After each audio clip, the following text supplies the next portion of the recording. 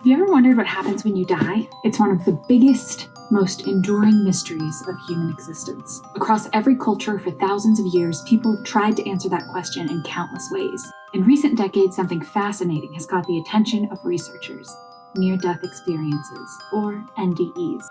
These stories, from people who were clinically dead for a period of time and then brought back to life, have challenged both scientific and spiritual communities. Are these experiences just the brain's final flicker before shutting down?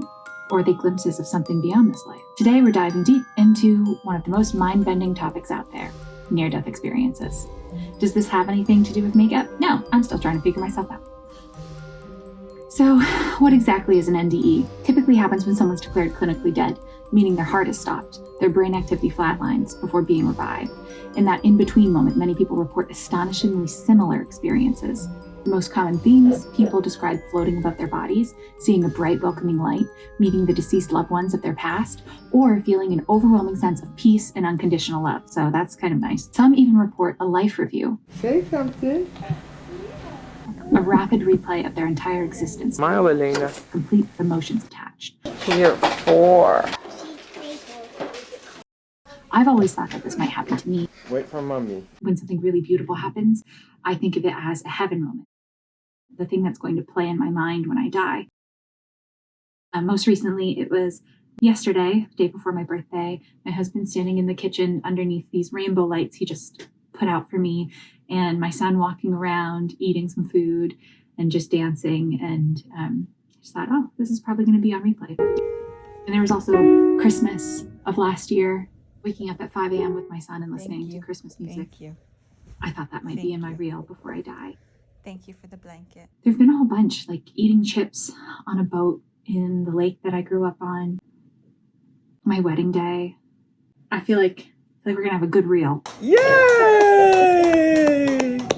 What's especially eerie is how similar these stories are, regardless of a person's background, culture, or belief system. Of course, science has its theories, and to be fair, our brains are incredibly powerful, capable of producing vivid experiences under extreme stress. One leading theory suggests that NDEs happen when the brain is starved of oxygen.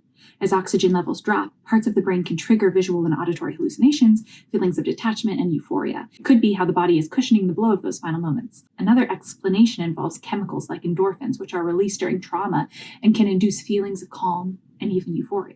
And then there's DMT, a naturally occurring powerful psychedelic compound found in the human brain. Some researchers believe that the brain might flood itself with DMT during near-death states, creating those intense, otherworldly visions. But not everyone is convinced that these experiences are just brain chemistry. For many, NDEs are deeply spiritual events. Survivors often describe encounters so vivid, so emotionally profound, that they believe they've glimpsed into the afterlife. Some claim to have spoken with deceased relatives, met angelic figures, or experienced a higher power's presence. One of the pioneers in this field was Dr. Raymond Moody, who in 1975 published Life After Life, a groundbreaking book that introduced the term near-death experience to the world. Moody collected hundreds of personal accounts, noting strikingly similar patterns, which he believed suggested something beyond the physical. Since then, research into NDEs has only grown. One of the most fascinating studies came out of the University of Southampton, known as the AWARE study. Researchers tracked cardiac arrest survivors and recorded their experiences. Some participants reported witnessing events around them when they were technically dead, things they shouldn't have been able to perceive. In a few cases, those accounts were later verified by medical staff, raising the eyebrows of the scientific community. And then there's the International Association for Near-Death Studies, or IANDS, which has collected thousands of cases, many with eerily consistent details. While skeptics argue that these stories are the product of a distressed brain, others believe they offer clues about consciousness existing beyond our own bodies. So, what does it all mean? Is there life after death? The metaphysical and spiritual interpretation suggests something more: evidence that consciousness may survive past physical death. The truth is, we don't know for sure, and maybe that's the point. It's one of the last great mysteries where science and spirituality converge. Neither side has the full answer. What do you think? Are near-death experiences just the brain's final fireworks show, or a window into another existence? Drop your thoughts in the comments. I'd love to hear your stories or beliefs on this one.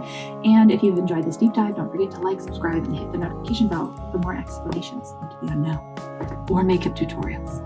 I don't know yet.